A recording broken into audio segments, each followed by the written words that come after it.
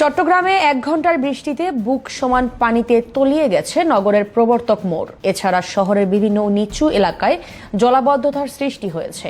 এতে সাধারণ মানুষের পাশাপাশি বিপাকে পড়েছেন যানবাহন মালিকরা। কয়েকদিনের তীব্র গরম ও ভ্যাপসা আবহাওয়ার পর বৃষ্টির কারণে কিছুটা স্বস্তি পেলেও ফের ভোগান্তির শিকার হচ্ছেন নগরবাসী। অল্প বুক সমান পানিতে তলিয়ে গেছে নগরের প্রবর্তক মোড়। এছাড়া শহরের বিভিন্ন নিচু এলাকায় জলাবদ্ধতার সৃষ্টি হয়েছে।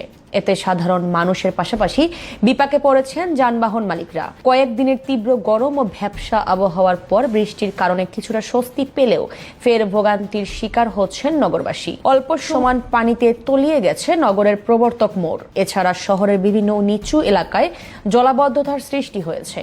এতে সাধারণ মানুষের পাশাপাশি বিপাকে পড়েছেন যানবাহন মালিকরা। কয়েকদিনের তীব্র গরম ও ভ্যাপসা আবহাওয়ার পর বৃষ্টির কারণে কিছুটা স্বস্তি পেলেও ফের ভোগান্তির শিকার হচ্ছেন নগরবাসী। অল্প সমান পানিতে তলিয়ে গেছে নগরের প্রবর্তক মোড়। এছাড়া শহরের বিভিন্ন নিচু এলাকায় জলাবদ্ধতার সৃষ্টি হয়েছে।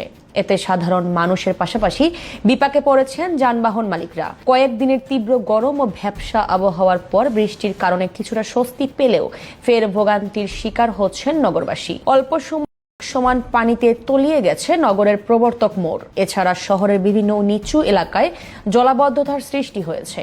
এতে সাধারণ মানুষের পাশাপাশি বিপাকে পড়েছেন যানবাহন মালিকরা। কয়েকদিনের তীব্র গরম ও ভ্যাপসা আবহাওয়ার পর বৃষ্টির কারণে কিছুটা স্বস্তি পেলেও ফের ভোগান্তির শিকার হচ্ছেন নগরবাসী। অল্প সমান পানিতে তলিয়ে গেছে নগরের প্রবর্তক মোড়। এছাড়া শহরের বিভিন্ন নিচু এলাকায় জলাবদ্ধতার সৃষ্টি হয়েছে।